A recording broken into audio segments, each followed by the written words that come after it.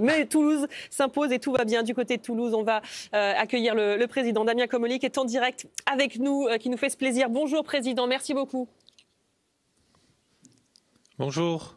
Avec Pierre-Yves André, avec Geoffrey Wolson-Leguel à mes côtés et avec ces résultats qui s'enchaînent, qui sont toujours aussi bons. Deuxième place du classement. C'est vrai qu'on était venu vous voir plusieurs fois en début de saison avec parfois des motifs d'inquiétude sur le début de saison notamment. Et puis ça s'est vite rétabli. Vous êtes vraiment dans sur une très bonne lancée. Oui, on est sur une bonne lancée avec peu de défaites sur les derniers matchs. Et ce qui est important, c'est que on enchaîne les victoires aussi, parce que les victoires, c'est ce qui permet de prendre le plus de points, par définition. Donc on est dans une très bonne dynamique. Vous parliez du début de saison.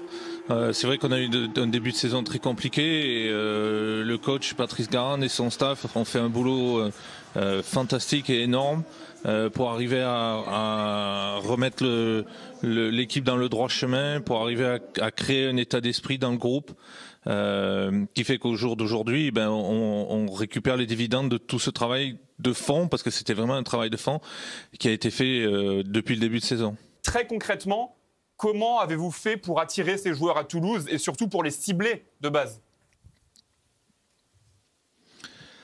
Oui, je crois qu'on est à 12 ou 13 nationalités. Je crois qu'avec Isaac Peterson, on en est à 13 nationalités différentes. Alors comment on a fait pour les attirer ? C'est l'avantage de travailler dans un club comme Toulouse et dans une ville comme Toulouse. Donc c'est un club qui est connu dans l'Europe entière, voire dans le monde entier, et qui parle avec une ville extraordinaire. Donc c'est sûr quand on est si on est en concurrence avec d'autres clubs ou qu'on veut convaincre un joueur de venir, et quand on explique le contexte et l'environnement dans lequel on évolue, c'est plus facile pour convaincre les joueurs. Ensuite, on s'est attaché à recruter des hommes avant de recruter des joueurs. Pour nous, l'état d'esprit était absolument essentiel, surtout après le traumatisme que le club a vécu la saison dernière et voire les saisons précédentes. Tout ce qui est état d'esprit, qualité humaine, capacité d'intégration, ouverture d'esprit, envie de gagner, ou surtout refuser la défaite, ce sont des choses sur lesquelles on s'est attaché énormément, même avant de considérer le joueur. Et puis troisième point, je dirais, on s'est fixé une discipline l'été dernier pendant le mercato.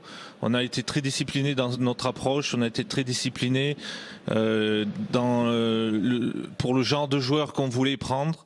On n'a pas voulu faire de compromis, c'est-à-dire que entre un joueur étranger qui correspondait exactement à ce qu'on voulait et un joueur français ou qui évoluait en France et qui correspondait un peu moins à ce qu'on cherchait, on est allé vers ce qu'on voulait, sans regarder la nationalité, sans regarder l'origine du club du joueur. Et je pense que cette discipline nous a servi énormément, parce qu'on a récolté les fruits en ce moment, hein, même si on n'a encore absolument rien fait, il n'y a eu que 20 journées. Et puis le dernier aspect, c'est revenir à ce que je disais précédemment, c'est que Patrice Garand a fait un travail formidable pour intégrer tout le monde. On a aussi des joueurs qui sont très intelligents, donc qui savent s'adapter. Etc.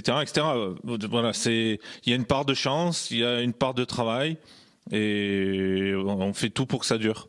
Vous parlez des hommes, mais les joueurs, ils sont inconnus au bataillon en France. Quelle est la méthode de scouting ? Comment avez-vous fait pour repérer ces joueurs à l'étranger ? On s'en est pas caché. On base énormément sur les statistiques, notre travail sur les statistiques et sur la data. On a une équipe très performante dans cet aspect-là. Une partie qui se trouve au club à Toulouse, une partie qui se trouve auprès de nos propriétaires aux États-Unis. Voilà, et on fait un mix avec du recrutement, je dirais, plus traditionnel, où on va chercher des informations de manière plus traditionnelle, où on va voir jouer les joueurs. C'est un dialogue constant entre le staff technique, la direction du club, les gens qui s'occupent des statistiques, les gens qui vont voir les joueurs et qui les observent. Vous savez, avant de prendre Spearings, par exemple, on est allé le voir 3 ou 4 fois en Bulgarie, on est allé le voir 2 fois à l'entraînement pour voir comment il se comportait.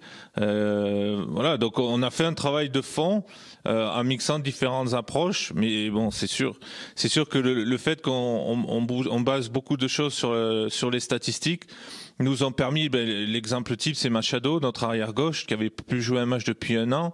Mais en fait, on est allé chercher ses statistiques quand il jouait en Colombie, quand il jouait en Copa Libertadores, ou dans les compétitions internationales en Amérique du Sud.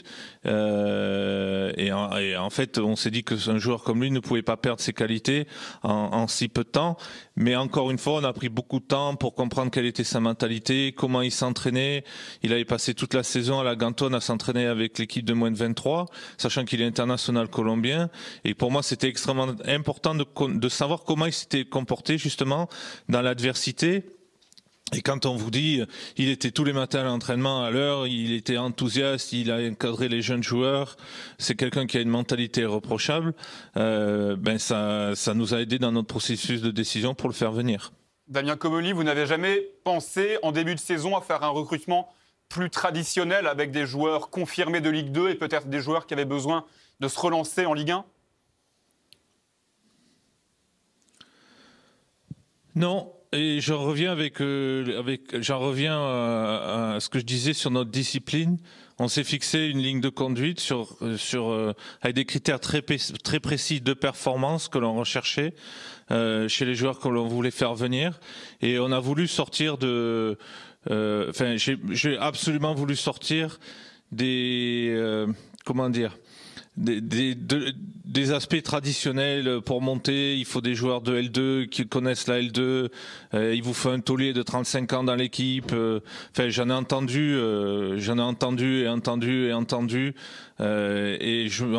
On sait pas du tout. On n'a pas du tout retenu tous ces principes ou ces préjugés, je dirais. Et on est parti dans quelque chose auquel on croit, et auquel on croit toujours, et même encore plus maintenant. Voilà, donc ça a été très simple. C'est pour ça que je vous parlais de discipline tout à l'heure. Pour moi, la discipline sur le marché des transferts, quand on dirige un club, est extrêmement importante. C'est quelque chose que j'ai appris par mes expériences dans mes clubs précédents, notamment en Angleterre. Quand on se fixe une ligne de conduite, on s'y tient. Et en général, si on a la bonne, c'est ce qui amène le succès. Alors, je ne sais pas si ça va nous amener le succès. Encore une fois, on n'a absolument rien fait. On est deuxième après 20 journées. Il reste énormément de matchs à jouer et de points à prendre. Mais c'était la ligne de conduite qu'on s'est fixée. N'oubliez pas aussi quelque chose, c'est que la reprise du club s'est faite le 16 juillet, vraiment officiellement.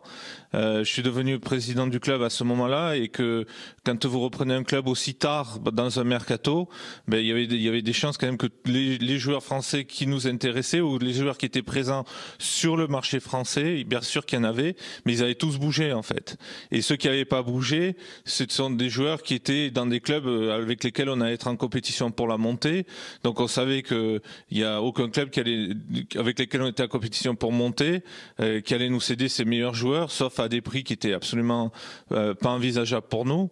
Donc voilà, quand je dis souvent des joueurs comme Spearings ou comme Van den Bomen, je pense que s'ils avaient été français ou sur le marché français, ils nous auraient coûté au moins 10 fois ce qu'ils nous ont coûté. Donc dans mon esprit et dans celui de Redbird, nos actionnaires, le choix était vite fait et vite vu. C'était un pari risqué qui a fonctionné. Si jamais ça fonctionne jusqu'au bout, à savoir une montée en Ligue 1, la stratégie de recrutement sera exactement la même ? Oui, elle sera exactement la même, bien sûr. Elle sera exactement la même. Et je dis l'été prochain, encore une fois, d'ailleurs qu'on soit à L1 ou à L2, je parlerai de discipline, d'être fidèle à ce que l'on a choisi de faire, fidèle à notre stratégie, dans notre approche pour le recrutement. On fera pas de compromis, on fait pas de compromis sur la qualité des joueurs. qu'on veut faire venir.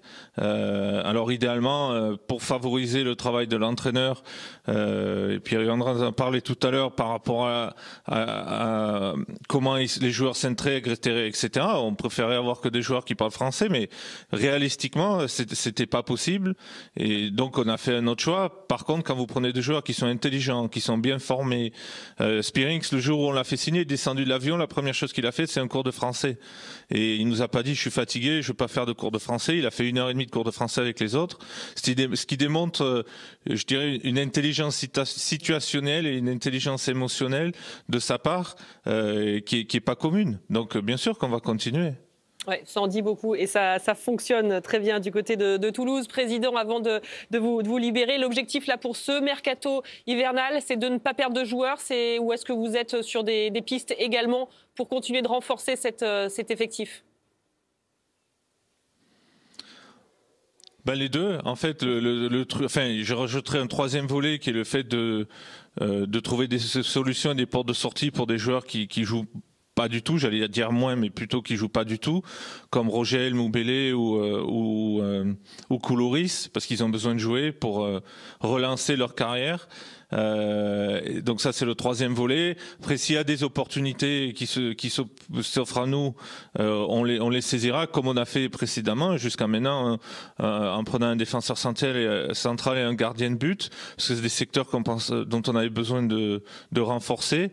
Et puis bien évidemment l'esprit c'est de garder nos joueurs, nos meilleurs joueurs ou les joueurs qui jouent le plus, parce qu'on veut absolument garder cette équipe comme elle est et l'amener jusqu'au bout de la saison pour être le plus performant possible.